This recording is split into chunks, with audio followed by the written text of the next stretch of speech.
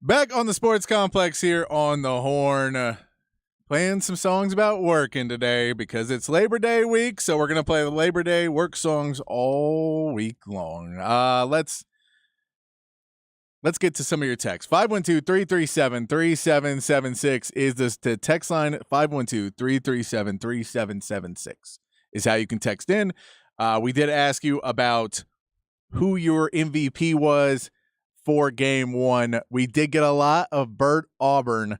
We got Bert Auburn, and I'm serious about that. The kicker was the MVP. We get a sweat for defense. Ewers offense, and Ewers offense 1A, 1B, Worthy. I don't know. I think Worthy played a better game than Ewers did. I don't think Ewers played a bad game, but there was definitely some times where he did not go through his progressions the way he was supposed to. I was at the game on deep ball throws. It did not seem like Quinn was setting his feet, especially on the throw to AD. Just lofted it up there. The pass rush seemed to be on him on those plays. Quinn will improve as the O-line improves. I agree. He definitely seemed shaken, especially in the first half, when the D-line for Rice kept getting to him and they kept getting pressure on him. It seemed to rattle him. He didn't go through his progressions. I do agree, though, that I think I don't need to get rid of the deep ball. You just need to change where it is in his progression. You just need to, take it away from this is the pass we want you to make to if this is open, throw it. But don't throw it unless the guy is actually open. Because we saw one, he underthrew to Xavier Worthy, which Worthy made a heck of a try to grab and just wasn't big enough to get it. But you want to see that ball be put into you want to see the ball be able to give him a little bit of space, not have to throw it on the sideline. That may not be his forte either, throwing deep balls down the sideline. Put something over where you have single coverage and you can go and send it out closer to the middle of the field when there's not a safety because the safety comes in. Those deep balls I don't mind as much. I'd like to see that a bit more. But that is not what we have been seeing. So we'll get to that. We'll read a couple more of your text as we go on. 512-337-3776. Who is the MVP for week one for Rice? Anything else you want to hit on the Specs text line? We'll get to that as we keep going. I do want to play you some sound, though. The Astros played the Yankees over the weekend. It was a terrible series for the Astros. But one bright spot, which wasn't even a bright spot, but one spot in the series, there was a fan for the Astros who was at the game, and he's over in the Steve Bartman spots. And a foul ball hits over that way from the Astros. The Yankees go to try and grab it. He reaches out, fan interference, automatic out for the Astros. And normally it would be much more hoopla about it if it was a postseason game or if the Astros were, right in it and it was a really big loss for them. Fans are okay. ESPN went out to do an interview with him after the play. This interview is pure gold. So I wanted to play it for you guys today. Here's the interview with the fan who reached out and cost the Astros an out on a foul ball that he reached over the wall for.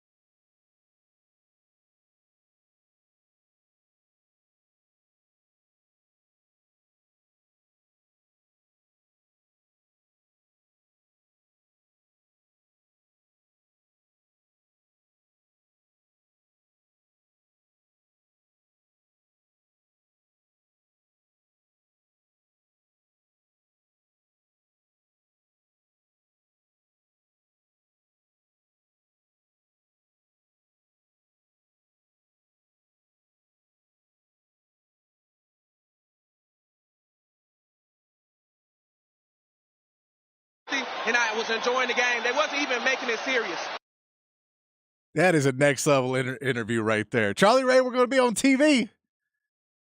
I love Houston, and Houston loves me, and they can't stop me from rooting for the Asteroids. That is some solid stuff. Solid stuff. We need to get him on the show. He seems like he knows a lot about baseball. We need to get him on. That I'm usually not a fan of rewarding people who do things in sports you're not supposed to do, but he really won me back with that interview. And then selling the staff afterwards, where he was clearly lectured to never do that again, and they were just. And then he was like, "They just want to make sure I was safe." Solid stuff there. We're going to read some more of your text. We will get into some more college football talk. And anything y'all want to talk about, 512-337-3776. Hit me up on the text line, 512-337-3776. Also asking you who is the MVP for the game. We'll get to those texts when we get back. We're out at 6:30 today for Rangers baseball, but we got some more college football talk and little NFL when we come back here on The Horn, 1019 AM 1260, The Horn app, and at hornfm.com.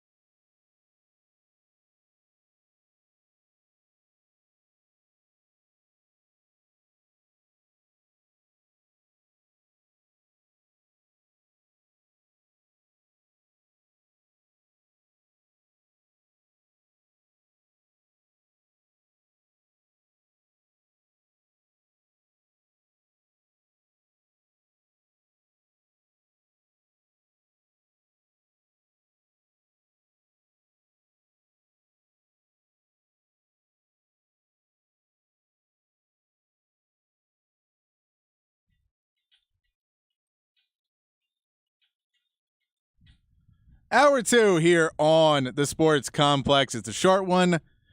Got MLB Rangers and Astros coming up. Pregame at 6:30 right here on the Horn, taking over our airwaves.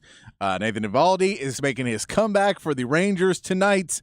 He will be on the mound, activated from the injured list. He's back to play for the Rangers tonight. Could be a good sign for the Astros. They want to get into the Rangers bullpen.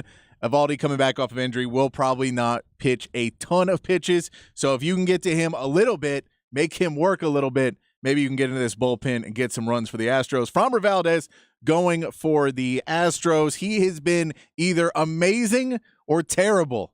There's really been no middle ground for Framber Valdez. That is coming up tonight. The game is around 7 o'clock. Pre-game at 6:30 right here on the Horn. And it is crazy what is happening in the AL right now. That wild card picture.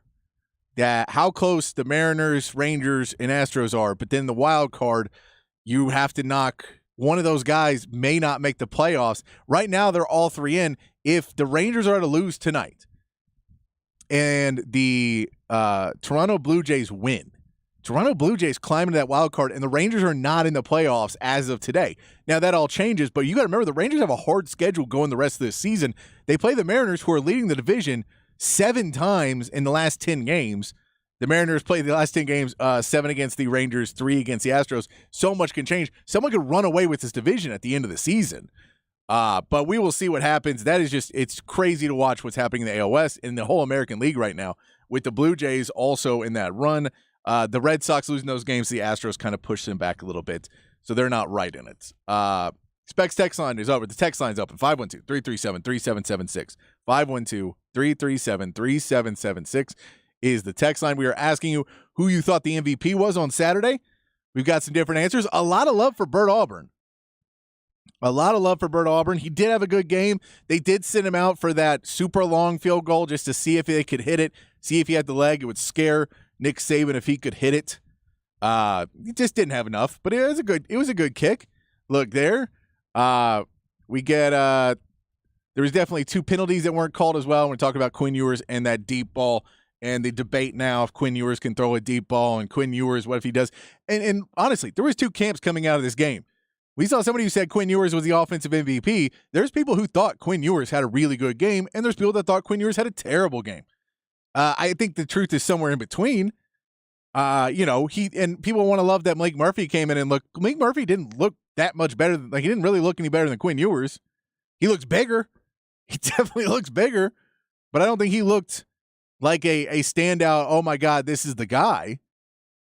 There was some penalties too. There is something to be said for underthrowing a deep ball when you have good wide receivers that, against, and it won't happen against better teams, but especially against a team like Rice, there should have been some pass interferences where guys ran through players and it just wasn't called. Those kind of things you hope would happen during the season, but you're the Big 12 this year. We know that the Big 12, Texas may not be getting the calls.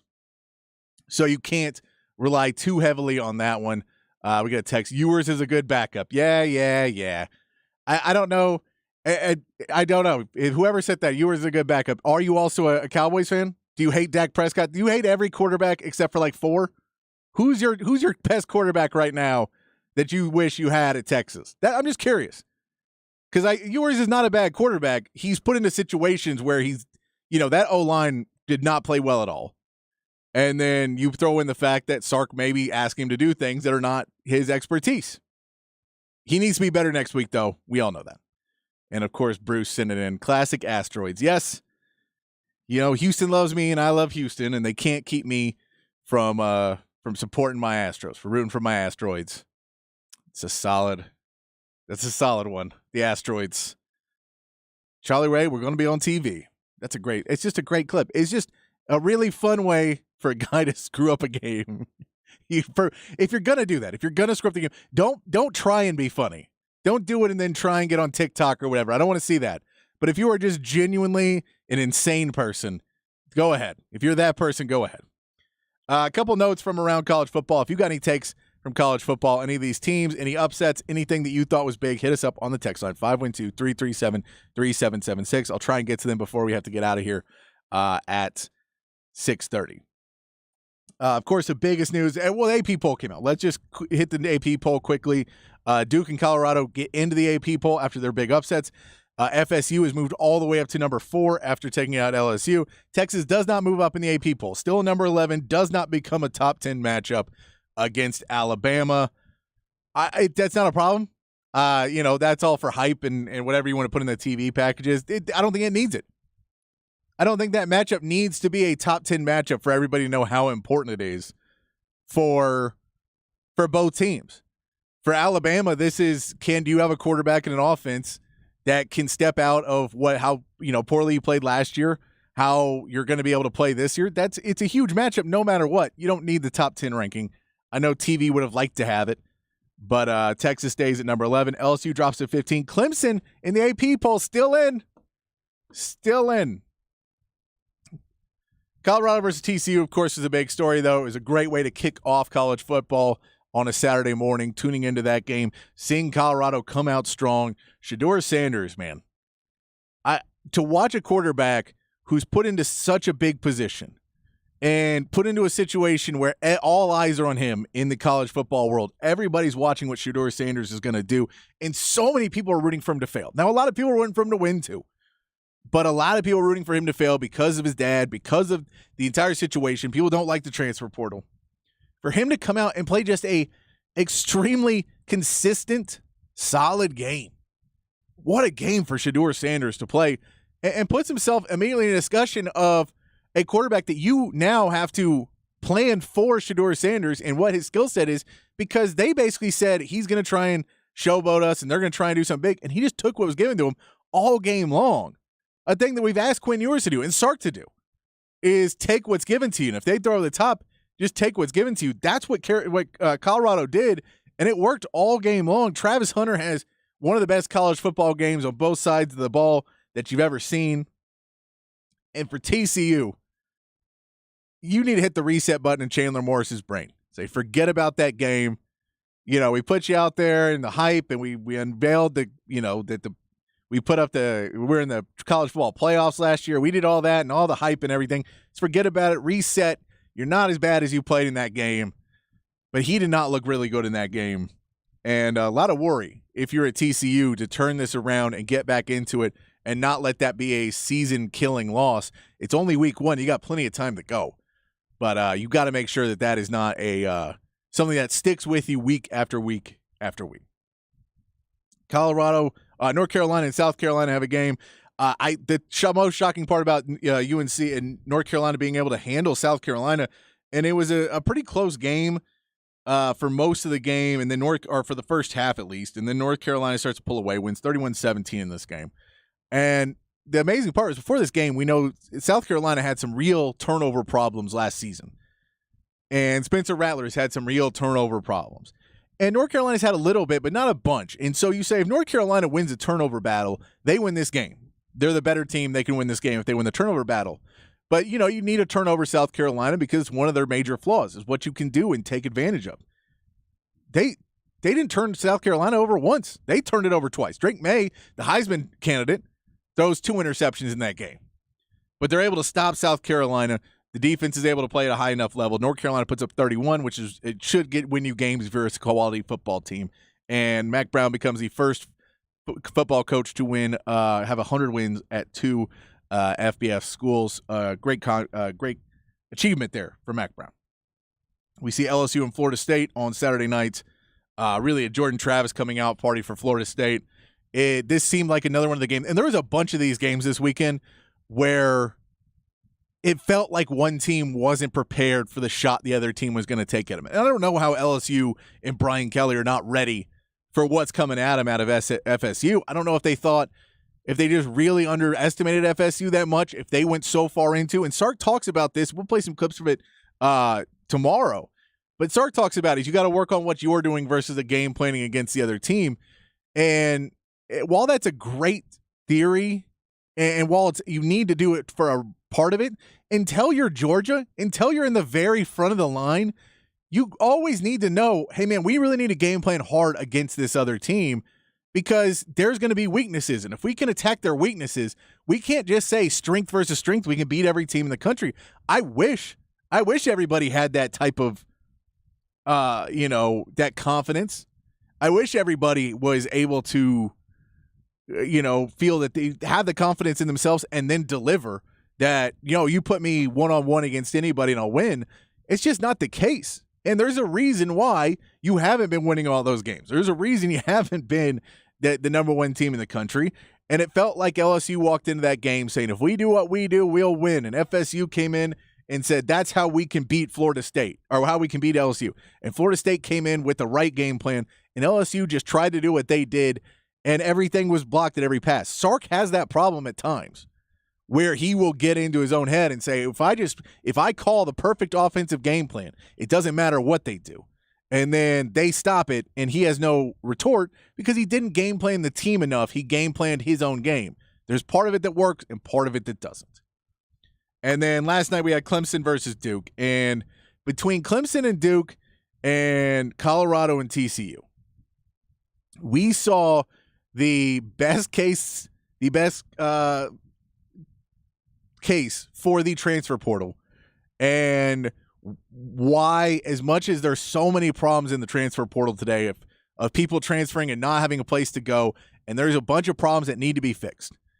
This is not a problem that is about to go away. It's about a problem that's about to be magnified, because Colorado getting a win and what Colorado is going to be able to do this season is going to make more and more coaches that come in want to really revamp and not do the wait and say, I can get my players in and they're my team and I don't have to wait 2 to 3 seasons.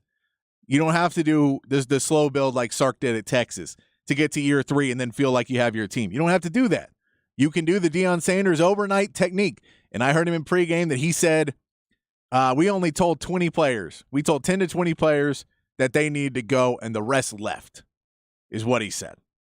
So you can't blame me for all of them. And you can go, yeah, kind of, but we can. That is the way to go. When you see Dabo Swinney, who hates the NIL and who hates the transfer portal and wants things to go back the way they were, take the words of Steve Sarkisian, adapt or die. And Dabo Swinney saw when the game came down to crucial plays, to 1st and goal at the 1-yard line, and he's not able to score multiple times. He saw you need exceptional players at that time. I don't want to put this all on Cade Klubnik, but I don't think he had the help. I don't think he is quite where he needs to be. And you're going to need to get some other guys in this team. I don't think Clemson is going to be as bad as they looked in that game. They were just overmatched in preparation. Again, this was we do what we do. We're Clemson football. The post game when Dabo Swinney came out and said, I don't know how many times that in Clemson history, if we get 200 passing yards and 200 rushing yards, we win games. And that's the kind of crap that Tom Herman was saying at the end. That and I don't have any problem with Tom Herman, but that crap where you come out and you lose a game and you say, well, we should have won. The stats said we should have won. And, if you play this again, we would have won. It sucks. That's a terrible way to coach. And I know that he's a great coach and he'll figure it out. But if that's your attitude, well, we should have, but we didn't get the big plays. That's because you're not doing your job. That's because you're not adapting and getting star players who can pick up that extra 2 yards when you need them. It's because you are not going out and being somebody and getting the special players. You're getting enough players that are good, but you're not getting the best because you don't want to play in the NIL game, because you don't want to be in the transfer portal. And you want to take a grandiose stance and you want to be, a moral high ground. That's what the Texans try to do. And how are they doing? People are saying they're already going to tank again. They don't even have their first pick. It doesn't work. The moral high ground doesn't work in business. And that's what college football is now, as much as you don't want it to be. Deion Sanders understands it. Dabo Swinney doesn't. And we saw the results of it on Saturday. So everybody else better get on board. And you should be happy that there's a coach at Texas who's very much on board with it in Steve Sarkisian. But I'll tell you this. I did go out on Saturday, and I did have some friends over to watch the game. Had a small group of people to watch a game, and I was happy. The compliments I got for my new shirt from 40 Acres Apparel. And hey, Longhorn fans, I want to tell you again about some of the best Longhorn apparel you can find. You can find it at the University of Texas Co-op. I wear my shirt. It's an awesome polo shirt. It's got the Longhorns on it. It looks good. It felt good. I wasn't sweating. I felt good during the game. The 40 Acres collection offers exclusive and custom design apparel for the whole family, limited edition, on-trend, fashion, performance, luxury apparel, wicking, SPF 50, easy care, and it's gear that gives back. 40 Acres has made a financial commitment to the University Co-op Course Materials Scholarship, giving free course materials to Longhorn students. Every penny of profit from the co-op goes directly to course materials scholarships, and the co-op thanks 40 Acres for expanding scholarships this academic year. So if you want to look like how I did and get compliments on your outfit, you want to feel good, you want to root on the Longhorns, and I'm telling you, we're 1-0. 1-0 when I'm wearing it, so we're doing good. Come on by the University of Texas Co-op. Get geared up with the new 2024 collection of 40 Acres apparel. Get suited up like I was suited up this Saturday. Felt good, looked good. It's the way you need to be at 40 Acres Apparel. Hook 'em. Let's get to some NFL news before we got to get out of here. You can join the conversation in the last few minutes before we get out of here, 512-337-3776, if you have anything to add. We do want to get to a little bit of news. The Texans and Cowboys have both released their depth charts. Nothing too surprising on the Cowboys end. We did see Rico Dowdle is listed as the second-string running back. Deuce Vaughn is 3, and Luepke is at 4. Not hugely surprising there. You could have seen Deuce Vaughn step up in that 2 slot. But it would make more sense to have Dowdle in that 2 spot. So nothing too surprising. We knew Ferguson was going to get the start at tight end. The linebackers, there's only 2 linebacker spots listed, 3 safety spots. We're going to see a lot more of that with all the attrition at the linebacker spot for the Cowboys. The Texans, the only thing major is you see Josh Jones starting at left guard. We know that Kenyon Green was put on the injured list. Season is over for Kenyon Green. That offensive line that they've been building through the draft, it took another blow. He does not look like he's going to work out as a pick. Maybe he will, but it is yet another blow that he's going to miss another season and not play any good football this year. It doesn't seem good for Kenyon Green. And that offensive line for Texas that you just need to keep building because C.J. Stroud is more of a stationary passer. You want to have him in a space where he feels comfortable in that pocket and is not having to move around. They've paid a lot of money to it. We know the Cowboys just re-signed Terrence Steele. The offensive line, you're going to get your money if you're playing there. Zach Martin finally got his. But Josh Jones listed at the left guard there. No major surprises anywhere else. Nico Collins and Robert Woods are the 2 starting wide receivers. And so nothing surprising on the Texans depth chart too much. Something of note, Mike Evans is still holding, or not really holding up, but he wants to have, before week 1, he wants to have his contract extended or a new agreement on the contract. He does not want to stay in Tampa Bay. And I get it. He's in a contract year. He's playing with a quarterback that I don't think he trusts in Baker Mayfield or whoever else is there. He doesn't feel this offense is going to be moving well enough. And he doesn't want everybody to write him off as a wide receiver that is done and lose millions of dollars because you had a bad quarterback. So he wants to move on. A name that has popped up a couple times because he is a Texas guy, played at Texas A&M, that the Texans, who are in need of a star wide receiver, could be interested in him. I don't think they're going to give up what Tampa Bay would want, especially in the fact that they would try and make a move for him in free agency if they wanted to bring him in there. But it is an interesting name. That is Mike Evans, a guy, if you're the Texans, that you feel you can bring in for a reasonable price if he's demanding out of Tampa Bay. He doesn't want to be there. Is he somebody that you could bring in and give a little bit more help to C.J. Stroud, move Nico Collins and Robert Woods over a spot so another one of them are getting number 1 defensive backs and give yourself a little bit more options on that offense if you're trying not to tank because you trade away that first pick. That first-round pick, it is an interesting conversation if the price is not too much for Mike Evans. Of course, the big news out of Kansas City playing Thursday against Detroit. Can't wait for NFL to kick off this week. Travis Kelce hyperextended his knee in practice. He is. They said they've done the MRI. He does not look like he has any damage to his ACL. There's just some swelling, so he is going to have to get basically reevaluated tomorrow to see where the swelling is. May miss week 1, which for fantasy fans, fantasy football players, is going to be a massive blow if you took a tight end in week 1 and now you're going to have to hit the waiver wire already. Not something you wanted to do if you're a fantasy football player. Also, who does he throw to? Who does Patrick Mahomes? Who do you pick up on fantasy football? Who do you pick up? Who? Sky Moore?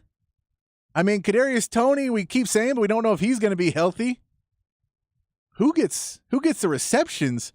Is this a Pacheco game? Do you want to have Pacheco on your roster if this is the case? I don't know about that. So interesting news there. Cooper Kupp seeing a specialist for his hamstring. We will have more news on that tomorrow as well. And interesting story from the Raiders. That team keeps going from worse to worse to worse. Chandler Jones wanted to check in a facility, starts going off on the team that he doesn't want to play there anymore, doesn't like the GM, doesn't like the coach. All of that coming out from Chandler Jones. It's all got deleted, but it was all in his Instagram stories. Another person, Matt, I don't know how long this Josh McDaniels and experiment in Las Vegas is going to end. I want it to be good, man. I wanted Mark Davis to be able to pull this off, but boy, does it seem like he just keeps screwing it up. We got to get out of here, making way for the Rangers coming up right here, taking on the Houston Astros. We'll be back tomorrow, though, with more Sports Complex right here on the Horn. Until then, be kind to each other. Be safe. Keep your underwear clean, and we'll see you right back here tomorrow on the Sports Complex on the Horn.